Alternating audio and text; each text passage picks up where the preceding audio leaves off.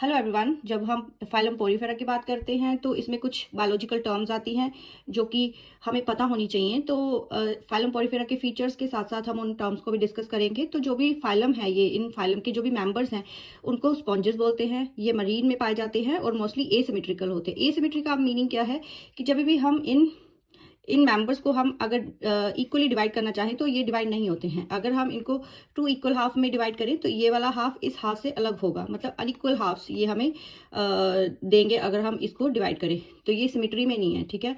जैसे कि ह्यूमन है, अगर हम उसको इक्वल हाफ में डिवाइड करना चाहें तो दोनों हाफ जो है वो एक सिमेट्री में आते हैं, ठीक है। तो बट ये सिमेट्री में हम इनको डिवाइड नहीं कर सकते, इसलिए हम इनको एसिमेट्रिकल एनिमल बोलते हैं, ठीक है। एक तो ये मल्टी सेलुलर एनिमल्स होते हैं और इनकी सेलुलर लेवल ऑफ ऑर्गेनाइजेशन होती है, मतलब कि हर सेल का एक अलग से फंक्शन होता है, ठीक है। स्पॉन्जेस के पास जो है वो वाटर ट्रांसपोर्ट और कैनाल सिस्टम होता है। इसमें ये हमें मोस्टली देखने को मिलता है वाटर ट्रांसपोर्ट और कैनाल सिस्टम, ठीक है। Water इंटर्स through minute pores in the body wall into the central cavity. यहाँ से ऑस्ट्रिया के थ्रू वाटर जो है वो सेंट्रल कैविटी में पहुंचता है। इस एरिया को जब हम इसको और प्रिसाइजली स्टडी करेंगे तो हमें देखने को मिलेगा कि ये जो एरिया है इसको हम स्पॉन्जोसील, ये होलो एरिया होता है, ठीक है। यहाँ पे हमारे श्वेरोसाइट प्रेजेंट होते हैं, ठीक है। ये होलो एरिया को हम स्पॉन्जोसील बोलते हैं, ठीक है। यहाँ पे ये जो पार्ट है जो ये ऑस्क्यूलम होता है, यहाँ से जब भी पानी एंटर होता है तो ये ऑस्क्यूलम के थ्रू बाहर चला जाता है। तो ये जो पाथवे है बहुत ही हेल्पफुल होता है फूड गैदरिंग के लिए, रेस्पिरेटरी एक्सचेंज के लिए और रिमूवल ऑफ वेस्ट के लिए। श्वेनोसाइट जिसको हम कोलर सेल्स भी बोलते हैं, line the spongocoel and the canal, यहाँ पे हमारे श्वेनोसाइट्स प्रेजेंट होते हैं ऑल ओवर दिस साइकिल। यहाँ पे हमारे श्वेनोसाइट्स प्रेजेंट होते हैं।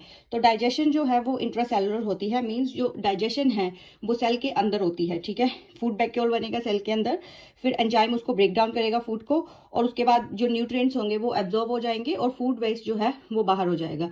तो डाइजेशन क्या हो गई, इंट्रासेलुलर।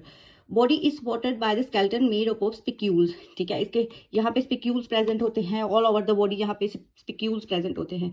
तो सेक्सेस आर नॉट सेपरेट, मतलब हेर्मोफ्रोडाइट होते हैं, मतलब इनमें eggs and sperms are produced by the same individual, same ही इंडिविजुअल के थ्रू एग्स और स्पर्म्स पाए जाएंगे।